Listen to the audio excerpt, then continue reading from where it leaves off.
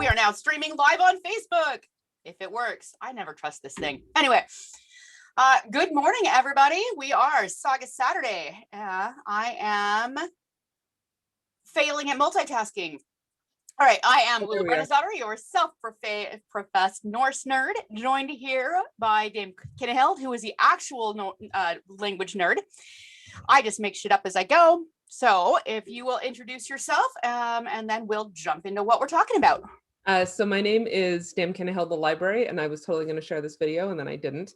I am, as you noted, I am a bit of a nerd when it comes to all things Old English and dead languages and Germanic languages. That is where my party is at. My people live there. That's what I am here to talk about, and we get to talk about some of my absolute favorites today. There's these three poems that we're going to discuss, which, by the way, they were picked because these were the closest to like Valentine's Day content that the Old English corpus really provides us. Right. And as we will learn, none of them are particularly happy. So this is... I wasn't going to say anything about that, but yeah. So this is some very sad Valentine's Day content. Or as our notes have been calling it, because I'm just that much of a geek, it's Angletine's Day. So say Angletine's Day. Yeah, I'm funny. Yes, you are. Why can I not? Sorry, I'm trying to share this. But anyway, that's me. That's my background. I guess in the SCA, I'm Dame Kinneheld, but I think we said that already. I'm so organized. I think we both need more coffee this morning is where we're at. All right. And I'm finally to the right place on Facebook so I can actually comment on the things. All right. So what are we even talking about today? And you're still trying to share stuff out. Nope, I'm paying attention. All right. Are you on it? All right. So we're going to talk about a couple of early medieval English poems. We're going to talk about Wulf and Eadwacer. We're going to talk about the wife's lament and the husband/lover's message. Yeah. So what are they? What are we talking about here? And okay, how are they even connected? This is so all three of these poems are short. They look like they're going to be a cakewalk to translate, to sort of like when we talk about literary criticism, like it's all going to be just this super easy, no big deal. They are all incredibly complex for as short as they are.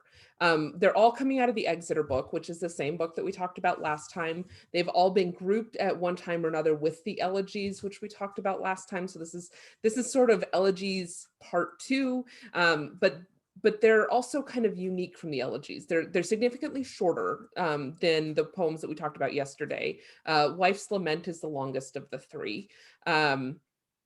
And they all kind of feel like they should be connected. So Wulf and Eadwacer, you've got a woman lamenting about a lost lover, son, Wife's Lament, again, you have a woman lamenting about a lost lover or husband, in this case, probably not a son. And then you have the husband's message or the lover's message. Husband's message is sort of the classic name for it, but nowhere in the poem do they actually mention being married. So that's something that translators read into the poem. And then you get this, again, let's remind everybody, none of these poems have titles in the original Old English. These are all what we call editorial titles. So you'll see them get moved around a little bit and changed. And husband's message is something that when they first started translating these poems and really discussing them in the 19th century, they assumed, of course, since she's lamenting a faraway gone lover, that she must be lamenting her husband. Clearly they were married. Right, clearly. But the poem doesn't actually say one way or the other. So that's a big question mark. So you'll often see these three grouped together. The content is very similar. There's been some attempts to connect them in terms of story, like, are they all telling the same story from different points of view? The stories are very similar, right? So especially Wulf and Eadwacer and Wife's Lament, they're both told from the woman's point of view, and she's lamenting somebody who's gone away. Could the woman in Wife's Lament be lamenting her husband, who is the husband sending the message to bring her to him?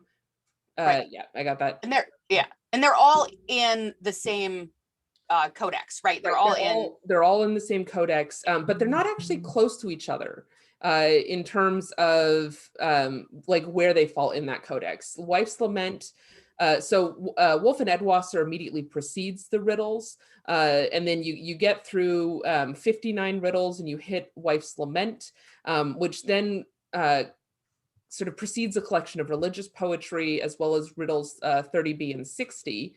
And then Husband's or the Lover's Message follows Riddle 60. So they're pretty spread apart in the manuscript. Right. So there's no evidence that they're actually, like, they were ever intended to be connected.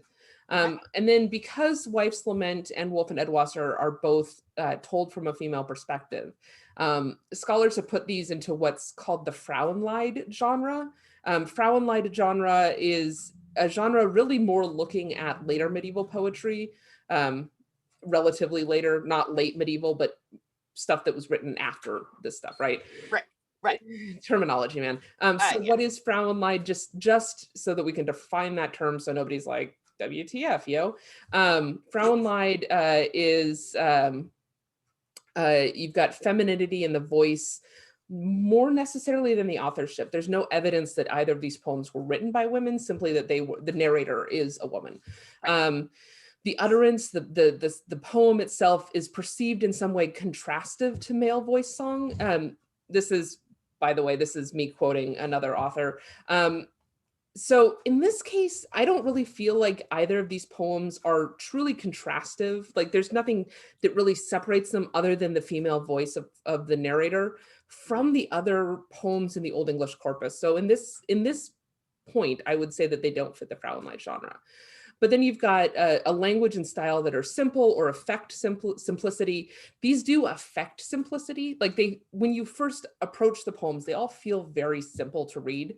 And it's only once you start getting into them that you're like, okay, no, there's like we're talking full onions here, right? Because they've got a lot of layers once you start getting actually critically reading them, as opposed to just kind of cursory, entertainment value reading, right? Yeah. So in this, I think they absolutely do. And then the subject is love or loyalty or longing, in which case these two were definitely Frauenleids, because it's very much, there's a lot of longing, a lot of, these talking about their loves, loyalty, the sort of complexity, especially in Wulf and Eadwacer, loyalty to family versus loyalty to lover.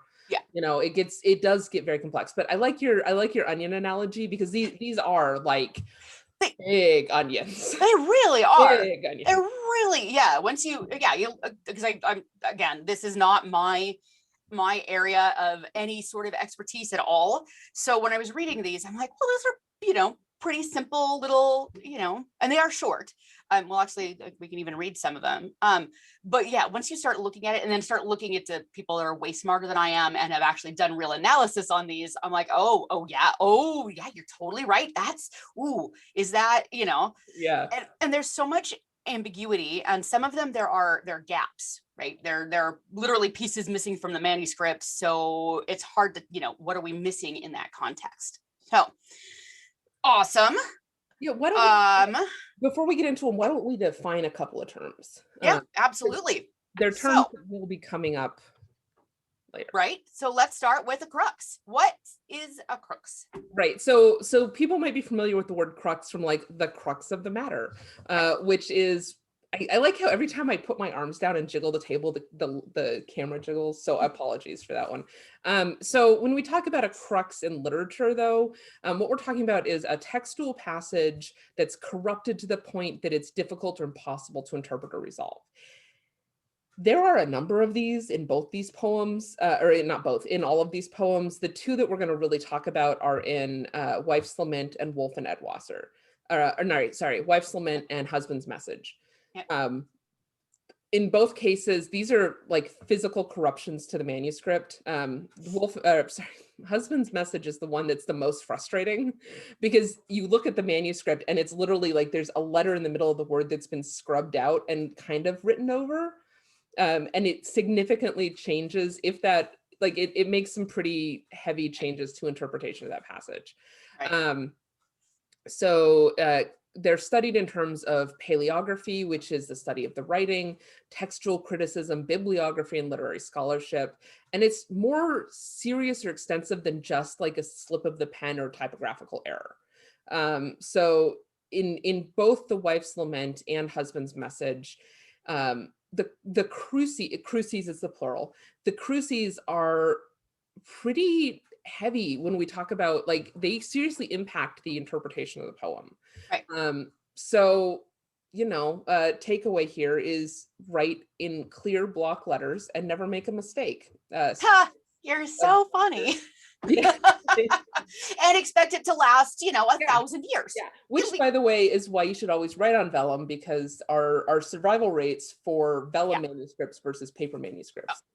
Huge. Yeah, vellum's gonna last a lot longer. Yes. Okay, so because that will eventually eat through. Yeah. So we've talked about the crux. This is a new one for me. A lacuna. A lacuna, yeah. So a lacuna is an unfilled space or a gap in the text. And this can either be intentional, where they were going to go back and add stuff in, or it can be unintentional. So when we talk about the lacuna in husband's message, it's because a chunk of the manuscript is actually gone. And it looks like it was maybe burned away with like a hot poker or something was set on the page, which whoever did that, you're burning in hell. I don't know. I don't care how religious you were in life. You destroyed a big chunk of this poem, making it difficult to interpret. So bite me, buddy.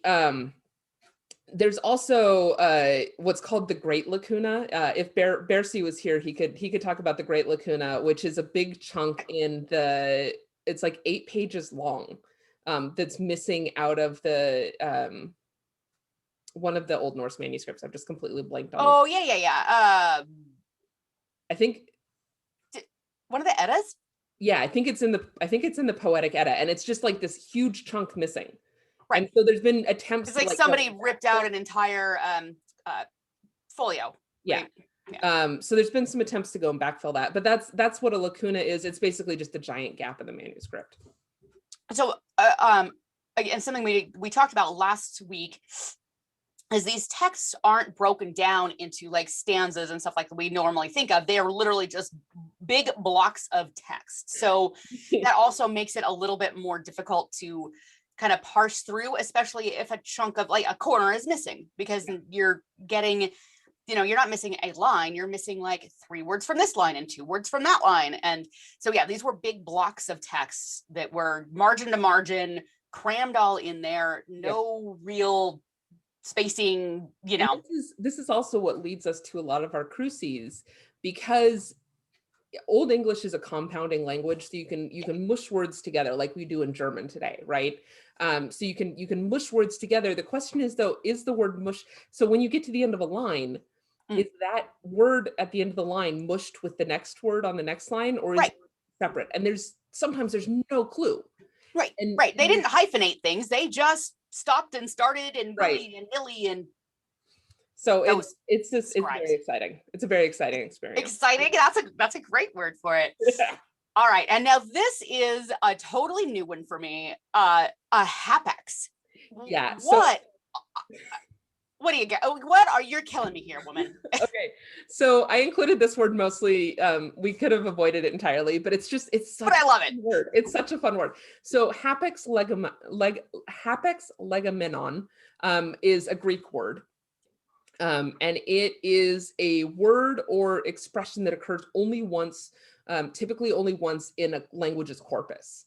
So it means it's really a word that we talk about more with dead languages, where we have a corpus that we can talk about of that language.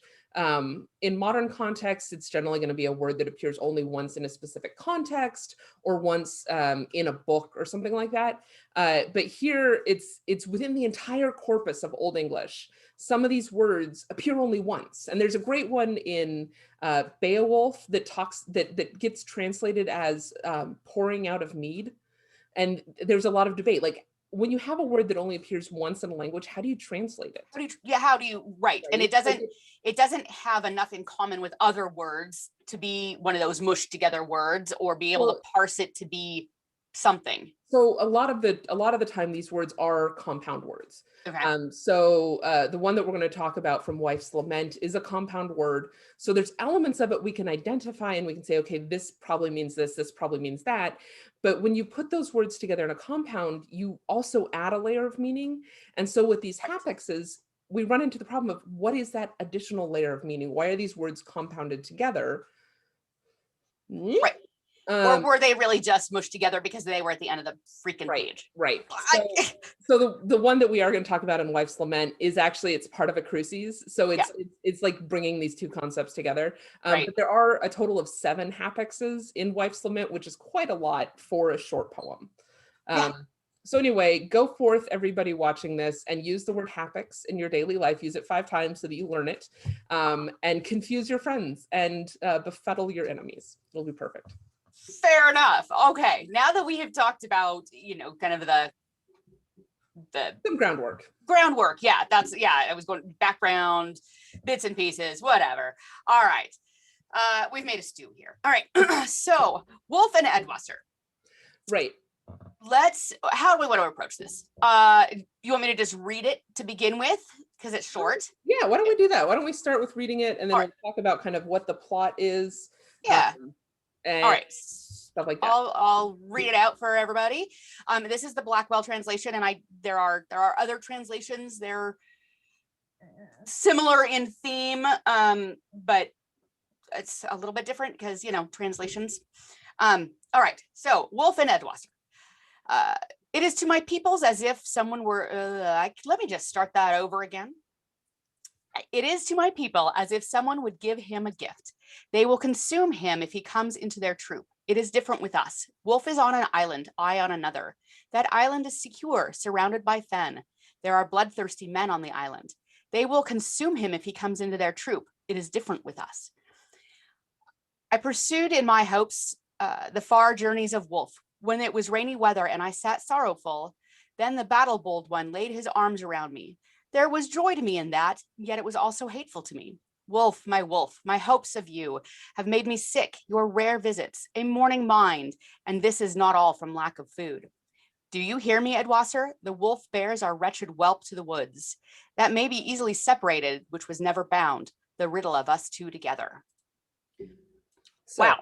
Right. Again, it seems pretty simple on the outside, but when you dig into it, there's a lot going on. So when we talk about kind of the narrative of this poem, it's an unmarried woman, an unnamed woman. She's lamenting her separation from this figure Wulf. First question, who is Wulf? Is that a name? Is it a nickname? Is it her lover? Is it her son? The lover-son question has led to a number of different interpretations. The biggest one being, is the lady that we're talking about here a peace weaver? Has she been married into a new tribe to establish peace between the two of them? Was Wulf her lover from before she was married off? Was that a son that she had previously? Like, what's going on here? So she's dwelling on this island. Is it the one that's surrounded by fen and secure, or is it the island that Wulf is dwelling on? Is the island she's on the one that's protected by this tribe, or is that the other island? She sits weeping in kind of shitty weather. And what's interesting is the translation of the weeping passage. Sometimes she's crying, sometimes she's lamenting, sometimes she's weeping. The original Old English word has more of a sonorous kind of meaning. So it's a loud weeping. It's not just like tears falling down her face. She's bewailing. Right? Like she's like it should be a much more sort of like she's feeling the feelings. Right. so then and while she misses Wulf, and then she's sort of married, probably, question mark, that's not clarified, but she lies in the arms of this battle-bold man, and this brings her both sadness and joy. And so is she sad because she's away from her lover? Is she sad because she's been married to a new person and no longer has connection with her son? What's going on here? This battle-bold person has been often identified as Eadwacer, and we'll talk a little bit about that name in a minute. And she's sick, but she's not being ill-treated. So she's not sick because they're starving her. She's sick because she misses Wulf so much, but she's being cared for still. She's still being fed and all that kind of stuff. And then she's concerned about this bearing away of the sad whelp. And so there's another question: who is this whelp? Is the whelp Wulf? Is the whelp Wulf and her child? Is it right? Is it her and Eadwacer's child? Her and Eadwacer, is it right? Right. So is Eadwacer the battle bold? Is that, or right. We don't know. There's just a random whelp that is being taken to the woods. Right. Is that a case of baby child abandonment because of reasons, as we talked about I don't even know, a while ago? Yeah. in the Norse stuff. We don't know the gender of the whelp, though it's sort of implied in the grammar of the poem that's masculine. Male. Whelp is a very interesting word to be using here because whelp is a very animal term. So does that imply connection with Wulf, or is it just that she cares so little about this new relationship with Eadwacer that she doesn't consider any children born of that union to be legitimate, or like human? Legitimate's not the right word. Yeah. So the last three lines of this poem are last two lines of this poem are really, to me, some of the most beautiful and moving in Old English poetry. In Old English, it reads, that mon eatha tos litith, that a nafra yesomanad was, untra yid yedor. So what that means, as you translated it, that is something no man can easily sunder. That is something that man can easily sunder. That thing that was never joined together, our song. Together, never joined as one. Sorry, that's my translation. The translation that you read, that may easily be separated, which was never bound, the riddle of the two of us together. Right. And then Williamson's translation is, it is easy to rip an unsewn stitch or tear the thread of an untold tale, the song of the two of us together. So Williamson reads a lot more into it than is actually in the language of the poem, but he reads a much more sort of emotive version of it, which I think you can kind of get to when you think about weaving as part of a woman's life. Like, I can see where he got to that translation. I could see it, but there's definitely a lot of context between the lines that's been shoved in there. And what's interesting here is the word yid, Gidd, Gid, or Giedd, kind of depending on which editor you're talking about.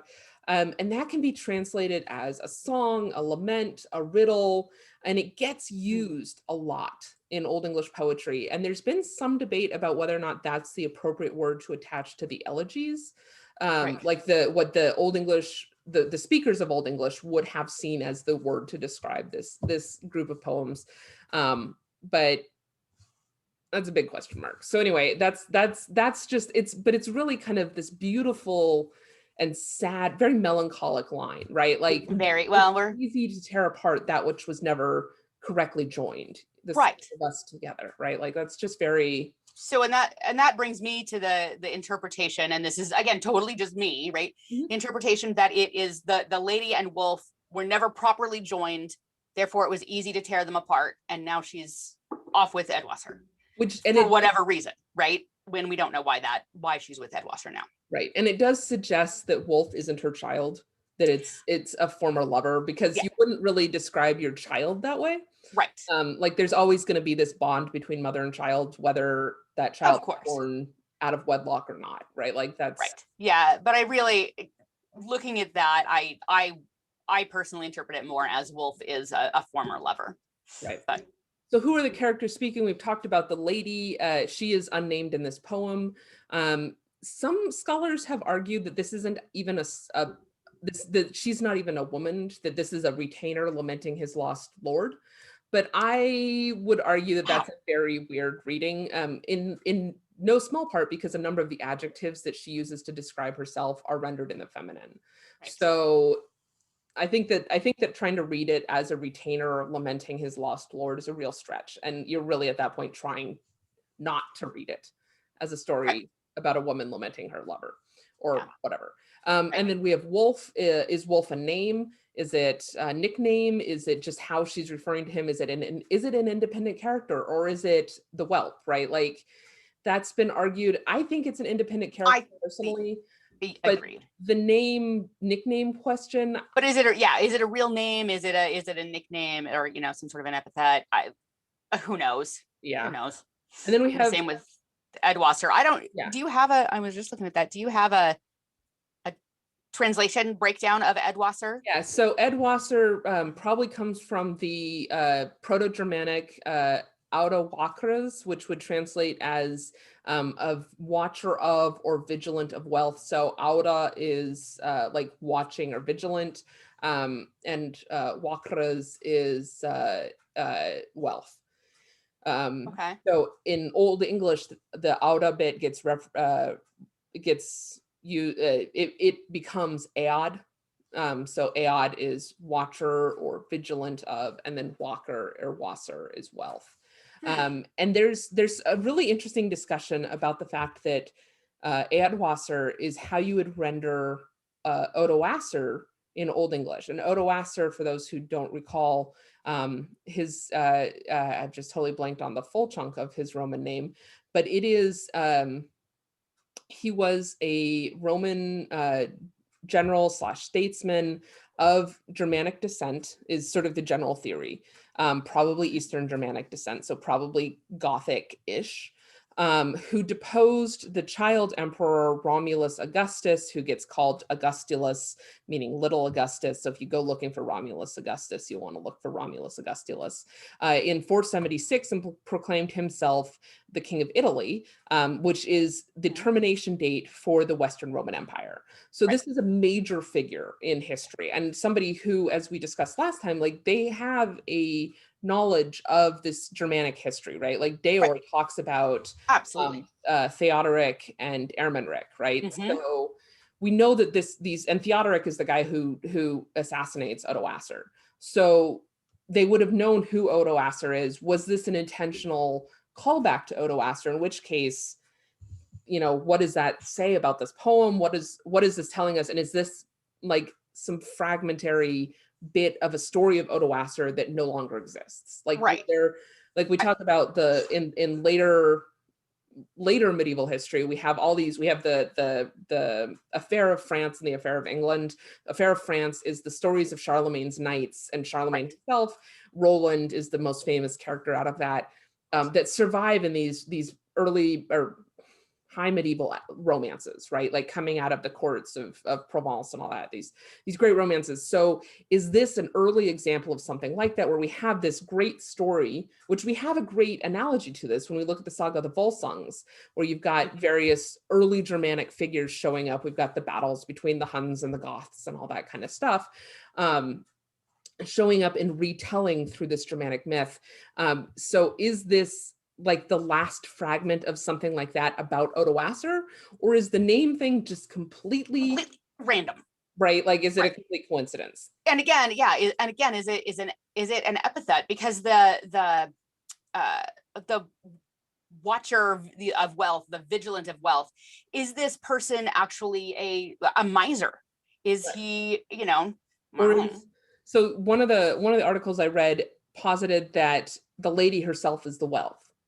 That because she was married, like, she's the peace weaver, she's been married off to this new tribe. So is the epitaph Eadwacer literally the one who watches her, who is now her protector? And so is that an epitaph that she's giving him? She's, like, this is what we were talking about with these onions, right? Like, you just keep peeling back just layers. Keep going, and everybody has a different interpretation, and then you cross-reference them and you're like, oh, I don't even know what's going on anymore. Right. And it's so frustrating because these poems have been being studied for 100+ years at this point, every scholar has a different idea. There's a lot, we talked earlier about like reading into the title husband versus lover versus, right? Like, so you're digging through all these layers. Well, and a lot of the translations began, when they really started digging into these in the early 1900s, late 1800s. Yeah. So think about the English culture of that time was very repressive towards women, was very male dominated. So how much of that is overlaid into the early translations, which are then used for subsequent translations? How much, Victorian morals are layered into all of this. Right. And so this is really briefly, this is not in our notes, but I'm going to take a real quick aside to talk about interrogating your sources. This is something that I have sort of gotten into recently on a couple of occasions. Yeah. When you are doing research, you need to not only examine multiple sources. When we talk about historical research, right, we have primary, secondary, and tertiary sources. Yeah. When you are examining your secondary sources, especially, or if you're working on a primary source through translation, you need to not only read the document, but also learn about the world in which that document was created. And the world doesn't have to mean the entire world, right? Right. But the time and the place, what's the author's biases? What are the things that you should know going into that source? Yep. That are affecting how that person might be understanding this primary source document? Absolutely. Right? Like that is absolutely fundamental in any kind of historical research. And when we talk about historical literature, like even more so, like you have to know, what does the world around the translator look like when they are approaching this poetry or whatever, or in an archaeological excuse me, like in an archaeological sense, this is how you get the random object is a ritual, religious ritual object. If you don't know what it is, clearly it's a religious ritual. Yeah, okay. Yeah, no, it's context. It's just like in context. An archaeological sense. In an archaeological dig, you look at the surrounding site to provide context for a find. In this case, you look at the surrounding culture to find context for not only the original document, but any subsequent scholarship on it. So there's my soapbox. Agreed. I'm right there with you. Let's make that soapbox for two. It's a big soapbox. So you mentioned interpretations, we mentioned cultural context.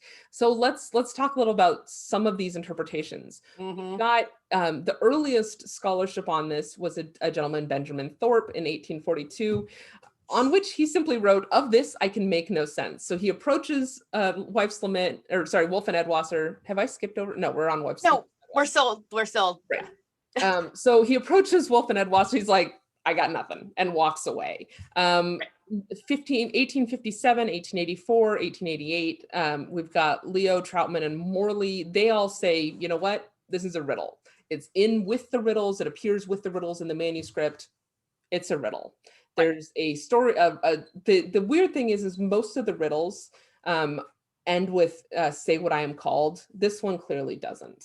Right. So, but that's not all the riddles do. So that's but I don't know that I buy the riddle thing. It doesn't have the feel of a riddle to me. Right. I do love what is this? Sedgefield and Orton. Seriously? So, a canine love poem?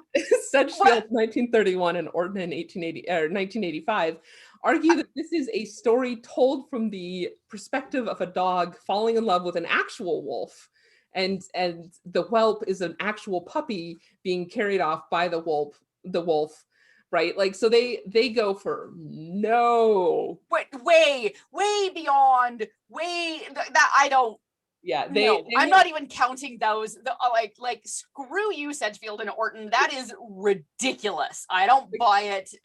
Yeah, they go for the most literal reading possible, which is impressive, I guess. Sure. You've got Renor, who argues for a non-interpretation, which is pretty much the same thing, where it's just like, it's just a poem, don't read into it, which I feel like he should get booted off of the literary criticism island for that kind of thing, because that is phoning it in. It's a cop-out. It's a cop-out. It's better to say I can't make any sense of this than to say, it's just a, it's just a poem. And then Fry in 71 says that this is maybe a charm or a spell, which no, but sure, whatever, Fry. In the 70s, you were probably taking something. It's fine, I guess. And then don't translate while high. Or do and get something. I will tell you that the only time that I have read, oh crap, now just it's not Pilgrim's Progress. It's a Middle English poem that is very long, and Piers Plowman. The only time I've ever successfully finished Piers Plowman was when I had 103-degree fever. Like I would have a very different interpretation, and I'm just saying fever dreams. The whole thing. Right. So when I have 103-degree fever, I sleep or watch daytime television. I had an exam like the next week. Oh, brutal. All right. So anyway, what are we going to go into next? What do we got? So that is the sort of the overarching, the most current consensus is that this is clearly a woman's lament.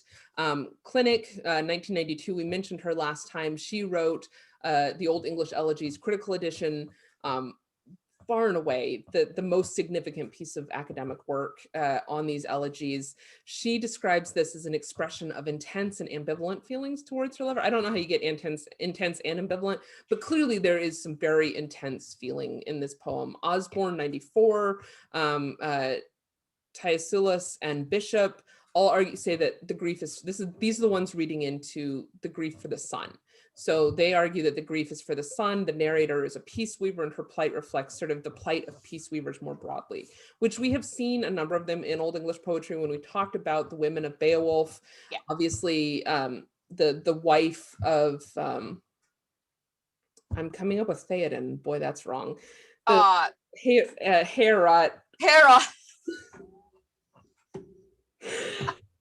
I just coffee. lost, I'm telling you, we both need more coffee today. Like that was all of my points just got taken away.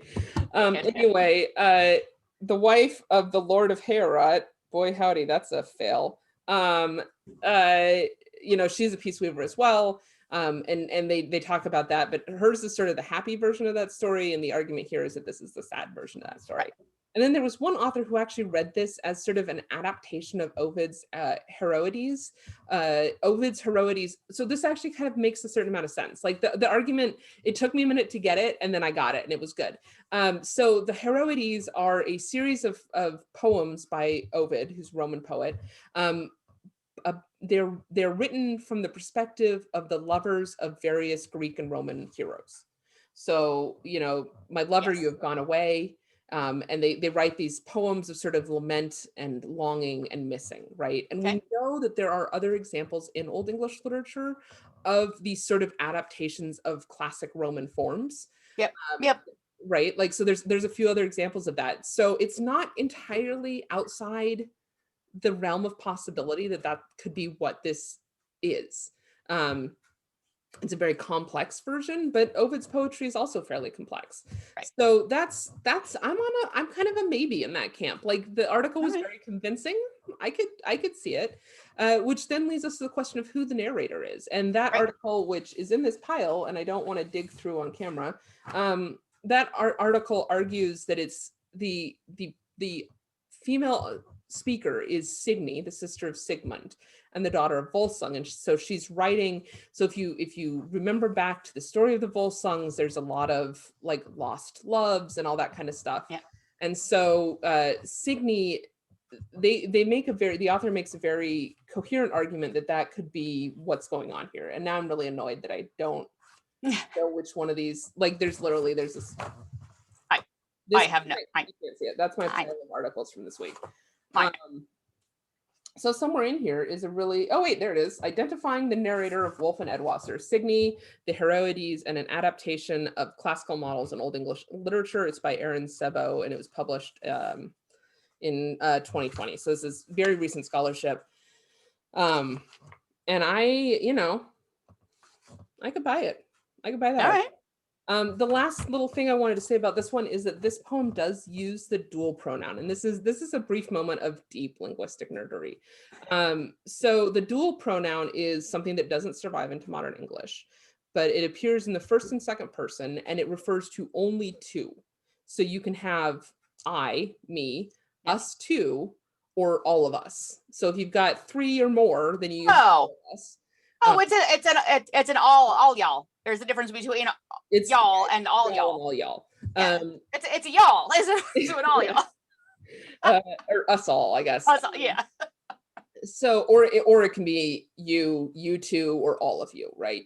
You, y'all, all y'all. Yep. And this is actually, it's a relatively rare thing to see in Old English. Even at this point, like it probably existed more frequently in an early phase of Old English, and then it's starting to phase out. It does survive in a couple of places in Middle English, but it phases out very quickly. So early examples of Middle English, 12th, 13th century examples, but then by the 14th century, it's toast. Gone. Okay. Interesting. So it is kind of interesting, and it's very interesting at the end that it is very, because this is unser jedor, is our song, the two of us only together. So clearly, right. One of the figures is being at least one of the figures, right? Like there may be 4 characters, or maybe 3 characters here, right? So it's either the lady and Eadwacer, the lady and Wulf, or the lady and the whelp. It cannot be the lady and 2 of those figures or more. Right. So that's a really that's very key in understanding those last 2 lines. In modern English, we don't have a way to say that other than to compound it together like I just did, right? The 2 of us together. But in Old English, you could say, using just the one pronoun, the 2 of us only. Got it. Okay. That actually, I get it now. I mean, I get, like, it makes more, I can see that. All right. So that's what I've got on Wulf and Eadwacer. Let's plow on through, because we've burned almost an hour here. I know, as we often do. All right. Wife's Lament. We're not going to read the poem because it's actually, I mean, it's not long, but it's, it's a bit. Yeah. So the summary is it's a woman lamenting for her husband who's gone across the water. I found that interesting that we talked about water in the elegies last week, and how water was kind of a reoccurrent theme. So it struck in my brain. His family, the cruel kinsmen plot to keep them apart. Her husband bade her remain. She remembers when they were together, how happy she was, but then returns to her lament, bemoaning the feud that keeps them apart and the cold earth's cave she's forced to live in. She really live in? I don't know. Yeah. The atmosphere reflecting misery. Finally, she reflects on the world around her, where there are lovers who get to be together, and how she is sad missing her husband because she can't be with them. So yeah, living or dead. I'm still unconvinced on whether the narrator, the woman lamenting, is alive or not. Right. So the argument for dead largely centers on the reference to an eorthsgraf, an earth hole or an earth grave, right? And that's where she lives now. She lives in this earthen hole, like, who lives in a hole in the earth? You've got badgers, weasels, and the dead. So probably not a badger. Like, I will note that no scholars have gone to this, like those 2 guys at the Wulf and Eadwacer, where they're like, this is clearly a story about badgers. Like, nobody has been that person in the, but maybe we can start a new trend. Clearly this is about badgers. Sorry, I'm focused. Okay, let's do this. The other character is the Lord who's gone over the water. And then you've got family members sort of that get referenced, but never really. They never really manifest. Like, they're just they're there to keep the 2 of them apart. Yeah. And this is, but yeah, that's the living or the dead is sort of one of the major debates. Other scholars just sort of argue, look, this is one word of evidence. Sure. Like she lives in a hole in the earth. She lives in a crappy mud hut. Right. Or, maybe a cave sort of thing, ostracized from society. I don't know. You could actually, again, onions. Yeah. Read a lot into this, but the place she lives and the reason she lives is actually the reason she lives there is one of the major cruces of this poem. So there's a couple of ways to read it, that line. Het mek hlaformen herherd niman. which could translate as, my lord ordered me to dwell in a pagan temple or grove. Het mek hlaford min her heard niman, where her and heard are two words, which would be read maybe as, my lord ordered me to this cruel place, or my lord cruelly ordered me to this place. And then het mek hlaford min her eard niman. So here, not her heard, but her eard. So my lord ordered me to take up dwelling here. Hang on, my sister's decided now is the moment to call, even though I'm live on Facebook, child. So here you've got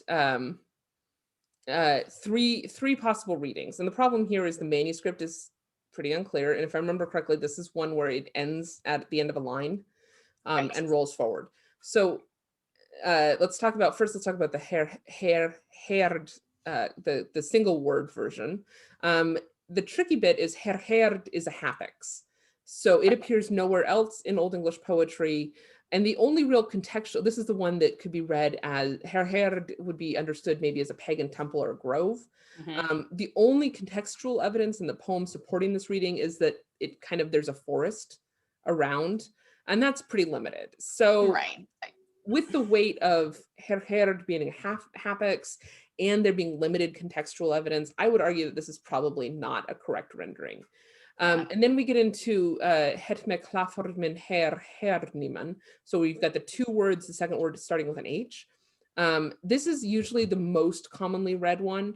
The second word heard has been argued to be either an adjective describing her or an adverb describing niman. So is it a cruel place, or is the Lord cruel for sending her there? Right. So that argument has gone back and forward. Obviously, that does have a lot of impact on the poem itself. Is the Lord, because if the Lord sends her to a cruel place, you know, there's a little sympathy you can render for him. Like, he didn't want to send her there, but he had to. But if he does it cruelly, right, there's suddenly we lose sympathy for the Lord doing the sending, right? Like, there's a lot of interpretation available there. And then last we have sort of the least, I don't want to call it the least exciting reading, but it's the reading with the least nuance, right? So that this one's where you remove the H from the second word. So her eard niman, my lord ordered me to take up a dwelling here. So here, neither the place is evil or cruel, nor the Lord is cruel. So it is what it is. Like, it's a fact as opposed to an interpretation, right? Yeah. So this is the major crucis. There's another one that we're not going to talk about because you have to visually see it to make it make sense. But this is, this one really puts a lot of question marks. Like, how do we feel about her? Obviously, she misses her husband greatly, and she's very sad about him having gone away. But how do we feel about that? And that's, how does the audience, and when you think about poetry is written for an audience. It's written for somebody. It is written for interpretation. Right. It's, And then if we think about this as an oral versus a written tradition, it's hard to hear the differences between those three options, right? Like, I'm sure the audience watching now probably is like, okay, Claire, I can hear you saying these words, but and honestly, even reading it, having it broken out, it's still like, is it a transcription error? Is it like, there's a lot of ambiguity here. Either the audience would have been well aware of what the correct reading is, or that ambiguity is kind of built into the poem. And, it could be an intentional. Wow, I've lost all of my words today. It could be an intentional thing to leave it to the audience to interpret, or because it's a known story, everybody knows what they were talking about and what the meaning was, right? We've talked about that before. I just don't know. But it's also, when we think about where this is in the manuscript and everything, it's right in there with the riddles. So my argument would be that it's probably kind of meant to be ambiguous, that there's meant to be a certain amount of question mark floating around and trying to, like, leaving this up to the audience to draw their own conclusions. So speaking of drawing conclusions and the audience and language and all that kind of stuff, let's talk a little bit about the language of this poem and some of the choices that are made by the author. Yes. The first really interesting one is Huinleas Racha, which means a friendless exile. One of the authors, one of the articles that I was reading was talking about, this is a really interesting phrase that only appears 2 other times in the Old English corpus, once to describe Cain in Genesis, and once to describe the plight of exiles in another poem, Resignation. And I thought this was really interesting. Like Cain is a major, that's a very negative figure, right? Yes. And this is, it's not like you would argue that anybody reading these poems in context would be unaware of who Cain was. This is a very strongly Christian context. Yes. Early medieval England gets Christianized very early on. Very early. It's very strongly adopted, right? Whereas the Norse, there were still pockets of underlying paganism. Right. England wholeheartedly jumped on the Christianity bandwagon, and there wasn't as much, pockets of holdout paganism. And there's really briefly, there's some interesting debate about why that was. And one of my favorite arguments is because they were basically getting it from 2 sides.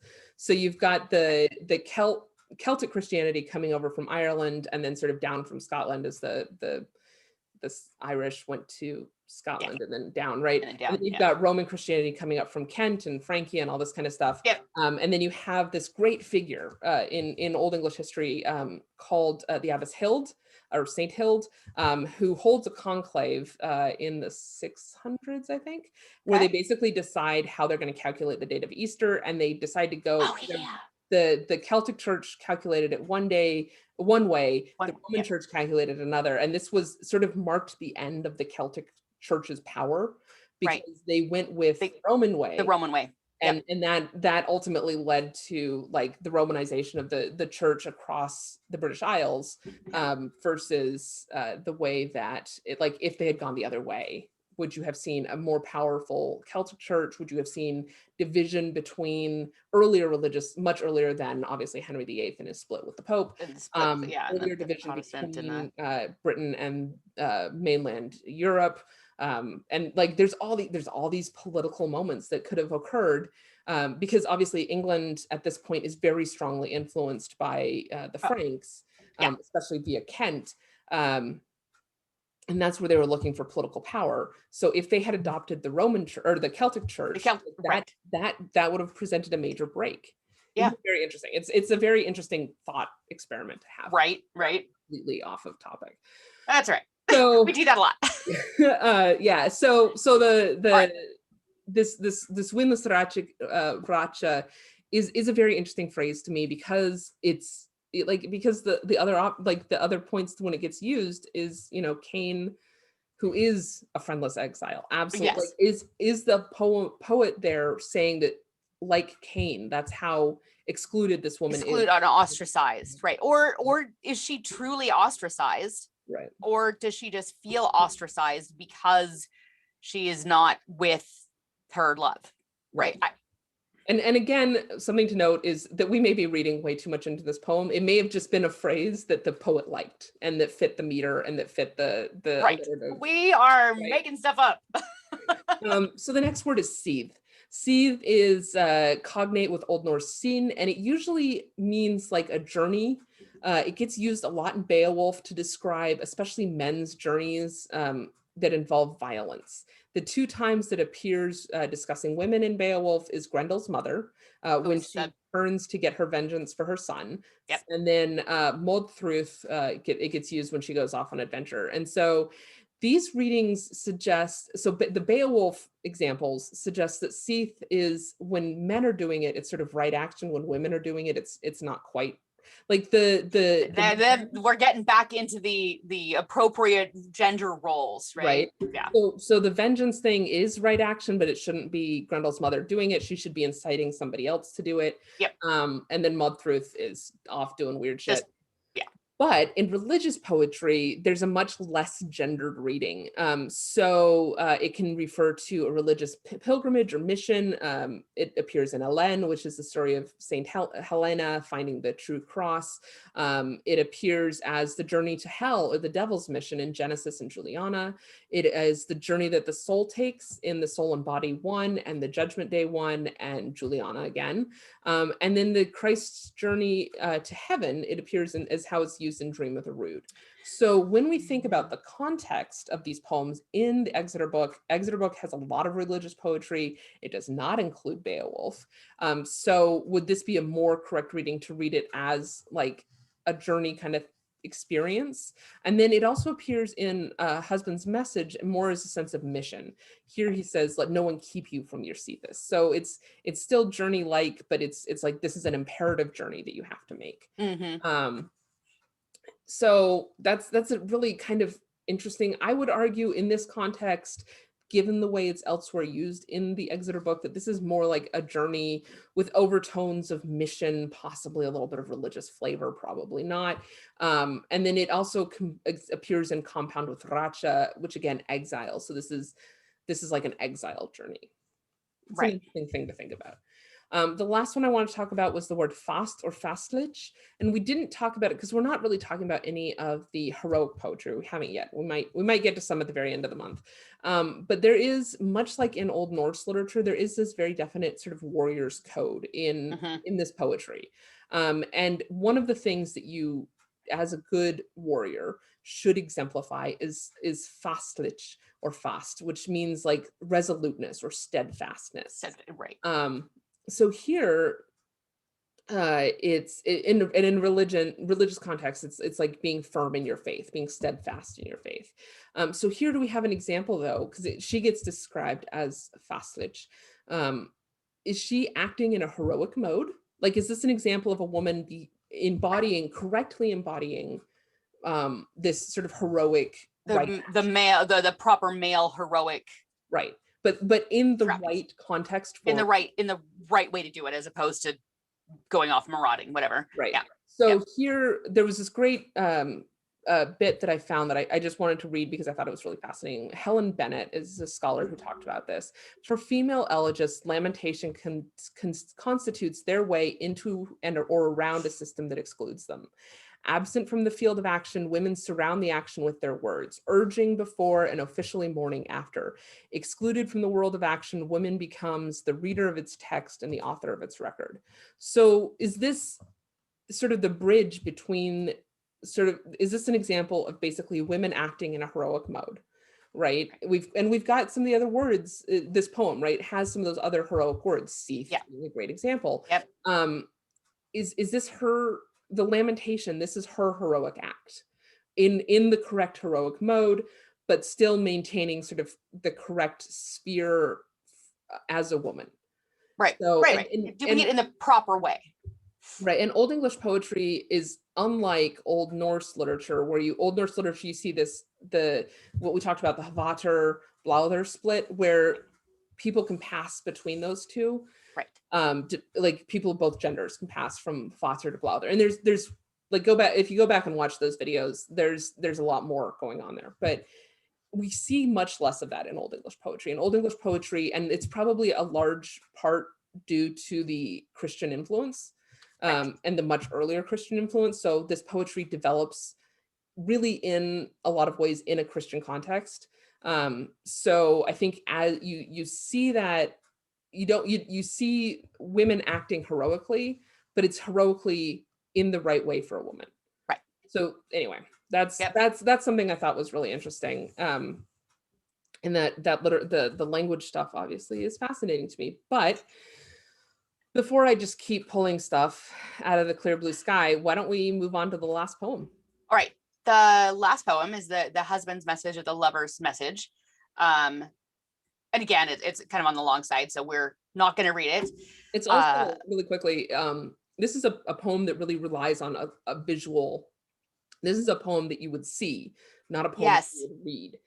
Because it includes runes.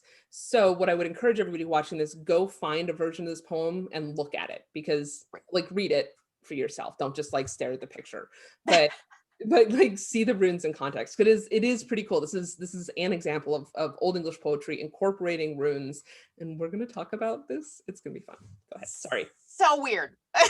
I don't even understand it. All right. So the poem is told from the point of view of the message itself. The rune staff or whatever it was. A husband or lover is gone from his partner, forced to sail over the water because of a feud. He writes back to the woman he left behind with a secret message to bring her to him. So who do we have here? We've got the husband or lover. Husband/lover. Right. And you'll find me most frequently referring to this as the husband's message, just because that's how I learned this poem. Sure. So it's hard. But yeah, as we said at the beginning, it doesn't actually, nowhere does it state that they were wed. And it may have once upon a time, but because somebody set a hot poker on the manuscript, don't do that, people. So if you look at if you find a picture of the Exeter book manuscript, you will note there's a big burned out section, and that would be the lacuna in this poem. It's very annoying and it upsets me. So then you have the character of the wife or the partner. She only exists as somebody being spoken to. She's not really fleshed out as a character. She is just you have the rune. She's the recipient of the information. That's not the right word. The recipient of the story. Right. Yeah. Story. There you go. And so she's receiving the message, and is, she is a character because she's there, but she's not really a character because really there. It's really all about him. Yeah, pretty much. So reading this poem, this one is not a terribly again, doesn't feel complex at the beginning. And sometimes gets referred to as the least elegiac of the elegies. So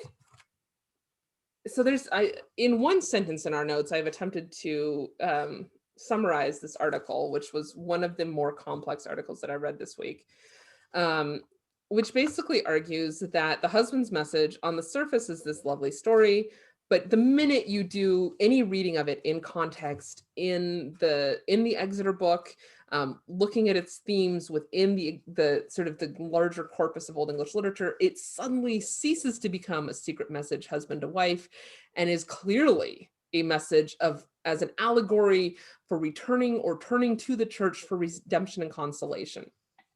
I have, like I said, there's like one sentence in our notes on this, but basically this argument requires it to be read within the broader context of the Exeter book.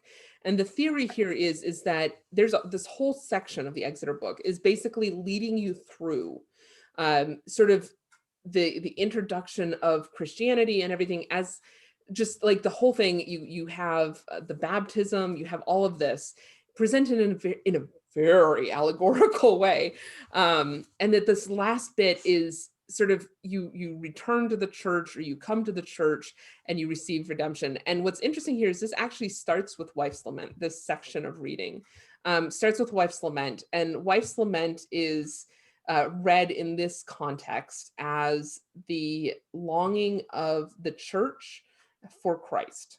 And so here the wife is the church, the gone away husband is Christ, which there's a lot of allegorical reading there, but sure, guys. And it is a very, very interesting theory, which, because I only wrote one sentence, I'm not going to be able to provide a real great summary of. Right. But there are some good articles out there. When we put this up on Facebook or on YouTube, it'll have our bibliography and all that. Yeah, and I actually did have a question on that, because again, this is not my bailiwick at all, but the poem itself references Lord several times. I didn't go find I don't know. I was going to ask you this: in the translation, it is Lord with a lowercase L, as in Lord, a male person. But with the Christian, the allegory overtones, should that be a capital L for the Lord? Because when you read it, when you look at, so here is where am I? I just lost it. and now you shall know how you might think in your heart about the heartfelt love of my Lord. I think I heard that in church when I was a kid. Like, there's another. Can you give me roughly where? That is line 10-ish. All right. So the Old English there, let's see, line 10. I think I have now come here. Eum nu herkomen on Cheolthella und nu kunan skelt huthu modlufan minus freon and huja hujka. Sure. So there's nothing in there that I would argue. I think freon here is the word. I don't think that's one that typically appears as a word for capital L Lord. Okay. And it is worth noting in this poem they do talk about God eventually, and there it's literally just God. Right. Okay. Yeah. And that was my other question, because it does. Yeah. The all ruling God might grant that you two together may afterwards. That's line 31, 32. Right. And that is, obviously God with capital G, right? So, and the other reference to Lord was, I just had it. Yeah. Ongen mer shean mawes ethel, onsitus sanakan thathu suth heonen offer meralada monon findas there se theodan is thin on wenum. So any Tolkien fans out there probably caught the word for Lord, Theoden, which Theoden King, right? Like that was, boy, Tolkien, that was a real stretch. I know. You went gotta love him. So Theoden here, and Theoden, this is typically explicitly a worldly lord. So because Theoden comes from Theod, which is the people. The people. So this is right. So this is almost this is more frequently Drichten is the one that's a little bit more like it's a toss back and forward. And there's one of these poems that I think one of the ones we're talking about today. But I think in Deor, Drichten appears in translation both as lowercase Lord and uppercase Lord. Yes. So that's much more a context moment. But Theod is typically a lord of people. A lord of not angels. Not that one. This one. Yeah. Come on, people, use different words to mean different things. If I were to invent a new language, use different words. So here's generations later, we will thank you. Yes. So speaking of words for lords and so forth, one of my major complaints in the SCA is that the only translation offered for women in the alternative titles list is Hlaftiga, which means lady. And I think until you get to Kthena, which is queen. But Hlaftiga, yes, in Old English society, that was used for a whole range of people. But in the SCA, when you're like, the Hlaftiga is a duchess, the Hlaftiga is a lady, a Hlaftiga, I feel like we could go looking for some other words. Which is why I use words of my own. So when I'm to start making stuff up, that's what I should do. Not the point, though. The point is, there's a lot of scholarship arguing both for and against this allegorical reading. And I would encourage people, instead of listening to me just really briefly summarize it, to go look this one up on your own. And I'm sorry that I'm not getting it. No, and I agree, because there's so much interpretation. I mean, in everything we talk about, there is, but this one really has a lot. You could read it literally, as you could add all these layers of allegory into it. There's a lot going on here. There's a lot. And one of my favorite things that is going on in this poem is the runes. So we've got 5 runes appear in this poem, and they appear together. So this is the Williamson translation of this section.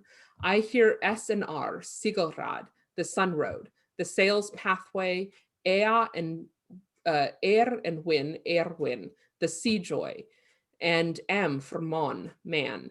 all of them inviting you to set sail under the sun across the sea to your lord, who has kept his oath of love alive and cherishes the vows the two of you have voiced together. So like we talked about earlier, Williamson does read a lot into these translations. So his translations are more poetic than scholarly. Yeah. But to compare that, this is the Blackwell translation. Should have had that open and ready to go.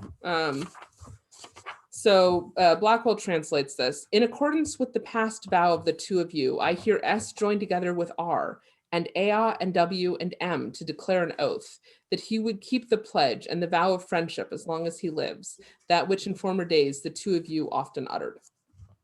So big difference in translation. And the problem here is, well, there's two problems. One is Only two? One that is that there is actually the word here is smudged in the manuscript again.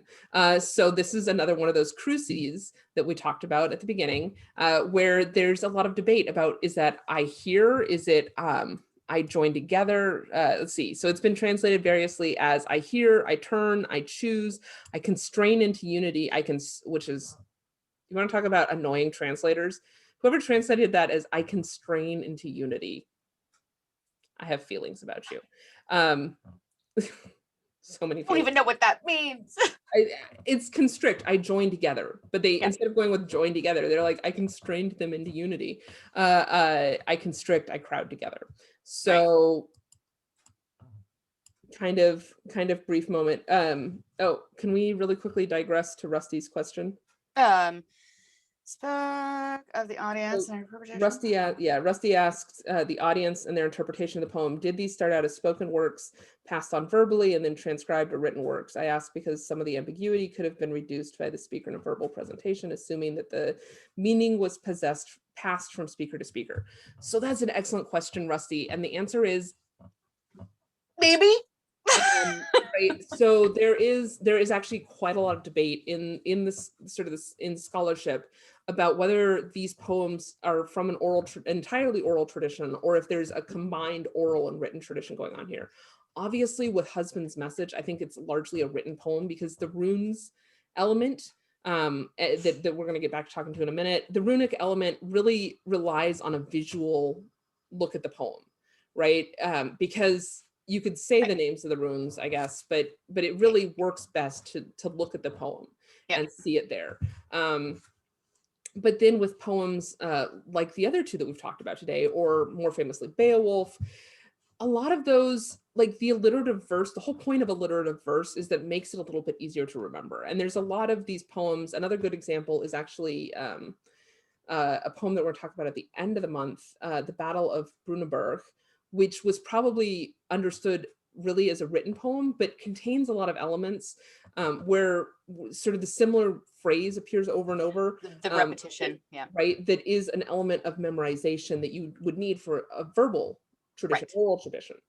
So the great example from Brunanburh is so the name of the person, so-and-so, Hafnoda board, Hafloda board Hafnoda, which is he spoke and raised his shield. So it's this moment where like they're in a battle formation, right? And so to get everybody's attention, he raises his shield and starts speaking.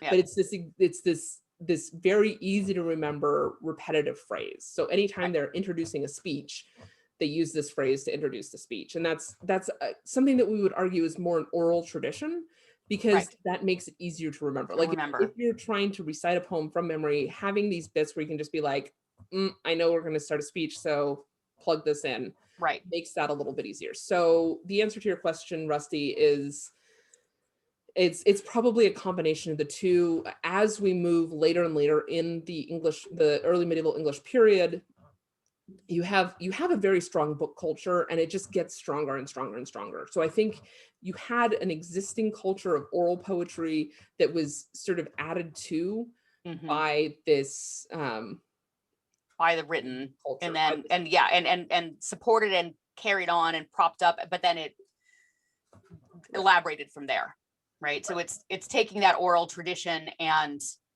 expanding on it. So, and one of the things that I didn't do any research on this week was the age of the various poems. So that's I don't know other than that they all appear in the same manuscript, the relative age of the different poems compared to each other. Yeah, right. And they're all written in the same dialect, but the entire book is written in the same dialect. Right.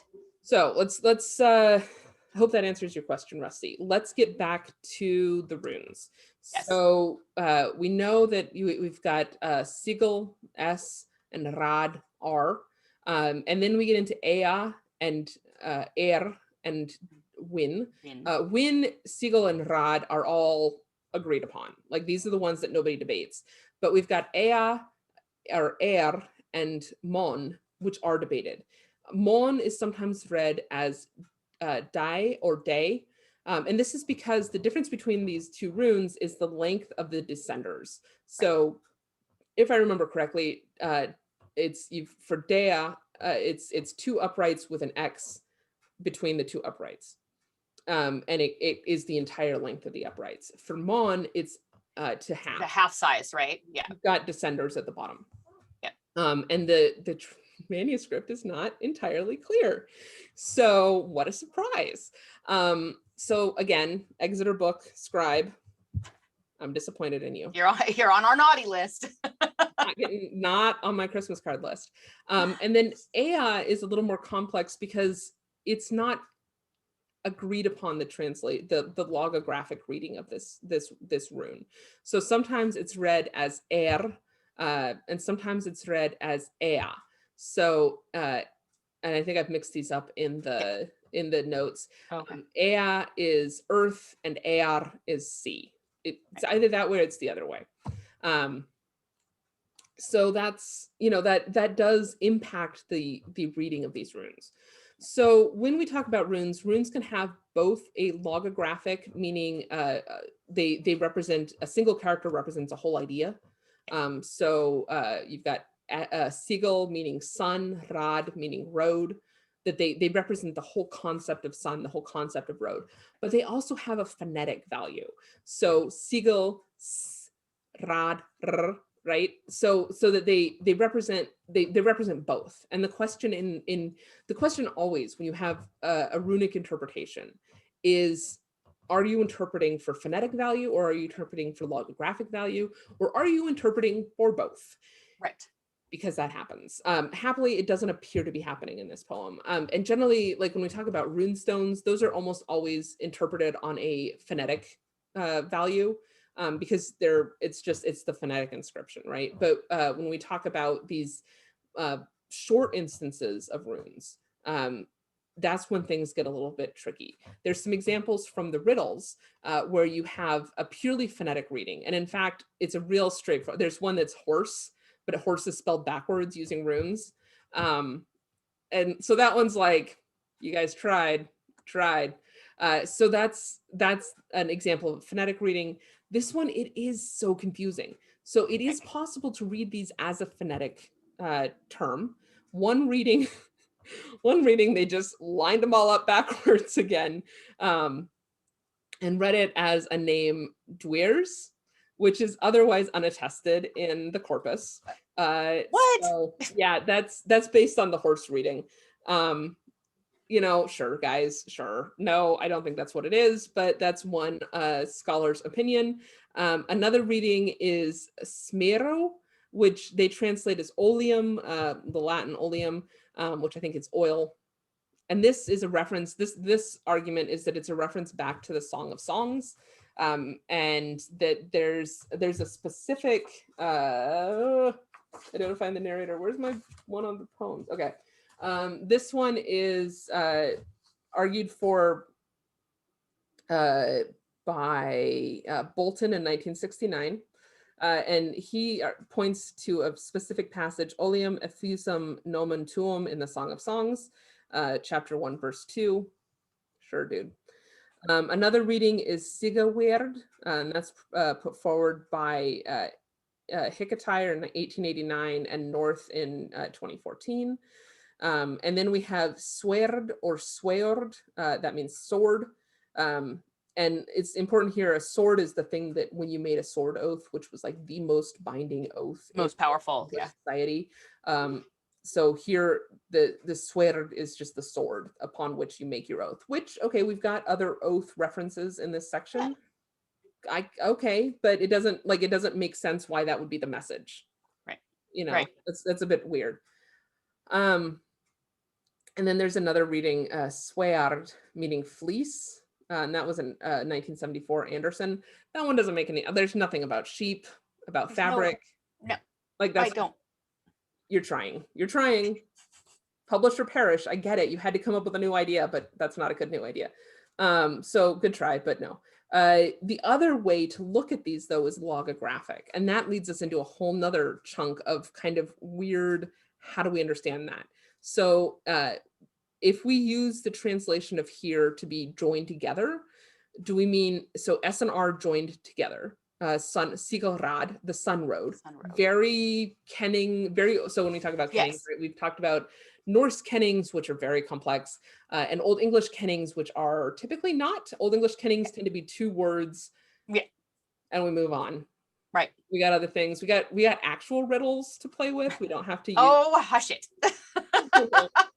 So let's simplify this to these 2-word kennings. So Sigelrad, this has been read variously as just the sky, as heaven, a number of other sort of the Sun Road, right? But it feels good, right? I like the reading of Sun Road. And then we get into, again, Ea or Ear and Win, earth joy or the sea joy. Okay, we talked about the husband has gone across the sea. So, you know, the sea reading kind of makes sense. Earth joy, less sense, but okay. Sure. Another one version translated here was the lovely earth. And then the last one is Mon. Clearly that could be the husband or lover, the person who has gone away. Or if we read that as Dag, you have to travel for a day. I guess maybe like that's the duration, or the day that you're together, that joyful day. Right. So these have been variously understood. One interpreter said, reads this as, this is Koch, I place together heaven, earth, and man, confirming by an oath. So here he's saying these are the 3 witnesses to an oath. Heaven witnesses the oath, the earth witnesses the oath, and the people witness the oath. Okay, again, we had some oathy discussion before. I can see oath here. Another reading suggests, this is Eliot and Clinic. So this, where did I lost this one? So Ea reads as sea rather than soil earth. Follow the sun's path. So that's Sigel and Rad. South across the sea, Ea, to find joy, win, with the man, Mon, who is waiting for you. And it looks like I actually got Mon and Dai mixed up. Mon takes the full bars. Dai takes only half the upper. Oh, okay. So Dai is the one with the descenders. So that's okay. Okay. Reading. Another reading suggests that same sort of reunification theme. So take the path across the sea to find the joy of the earth with the man to whom you are betrothed. All right. And then I put S and R together, E, A, W, and M to declare an oath that was there and that would carry out as long as he lived the fruitfulness of the 2 of you spoke in the old days. So that's the full translation of another one. And one of the footnotes here talks about a phallus. So I'm looking for where that footnote is because I feel it's important. Oh, okay. So this is a figurative meaning, interpreting the phonetic sword or sword. The figurative meaning deriving from this interpretation would be phallus. I feel like this footnote was in there simply because the author wanted to use the word phallus somewhere in there. Who doesn't like to use the word phallus? Right, I'll be honest, that's why we're talking about it right now, is because I saw the footnote and I was like, gotta talk about it, gotta mention it. So those are kind of the 2 major understandings of the 2 major paths to understanding these runes. Oh, here's another one. Take the Sigelrad, the Sun Road. If you do, there will surely be good fortune for you in store, win.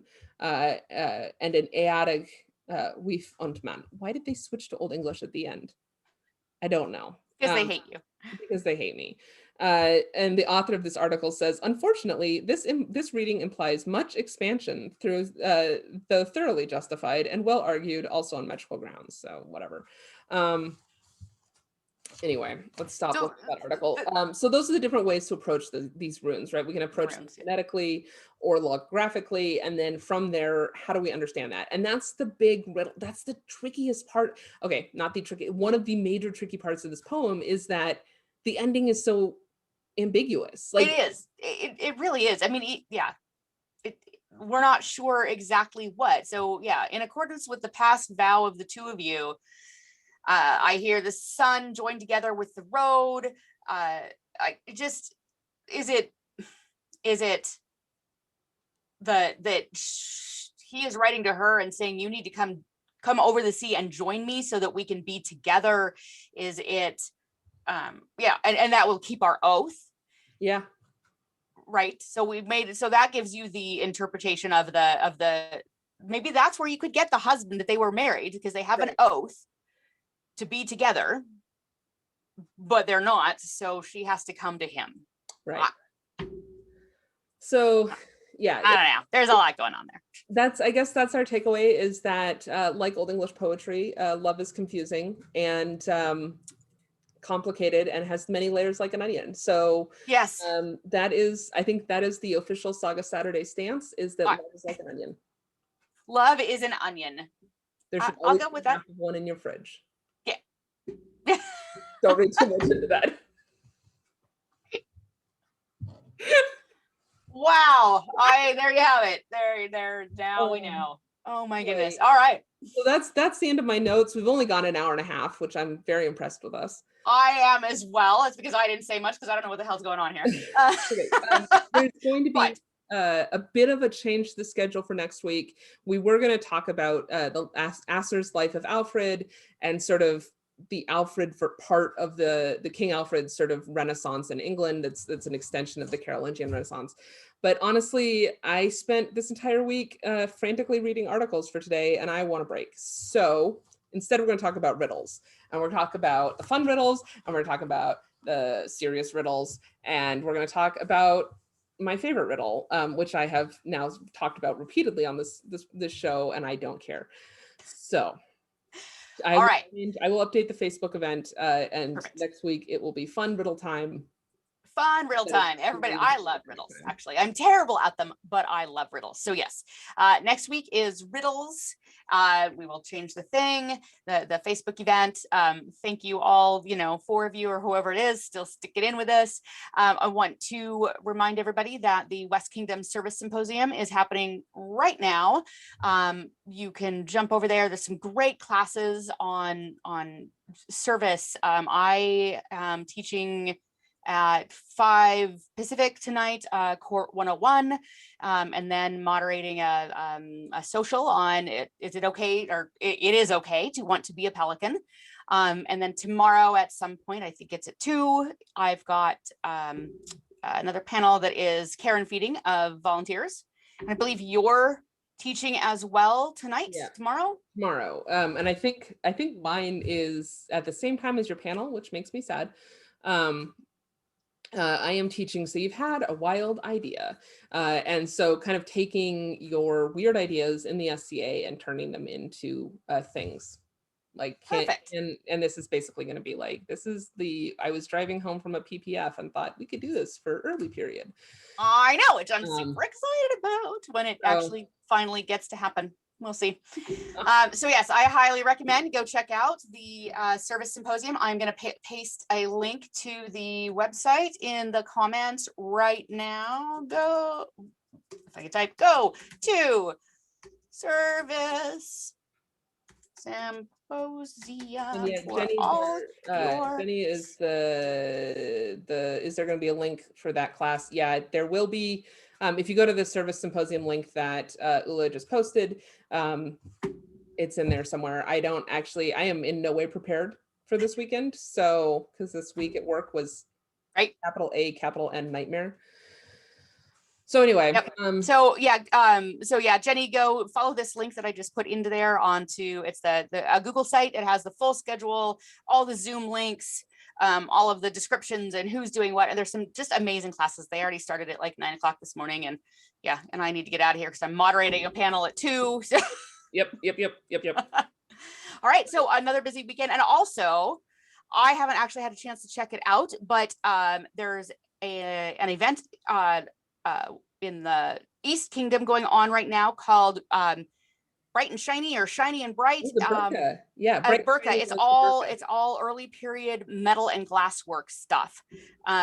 So I was hoping to, take some of those classes, but I'm doing this in service instead. So arts can wait. But yeah, there you have it. We will see everybody who cares to join us next week for Riddles. Yay. And I said yay Riddles. That's all. Yay Riddles. All right. And that's what we've got. Bye, everybody.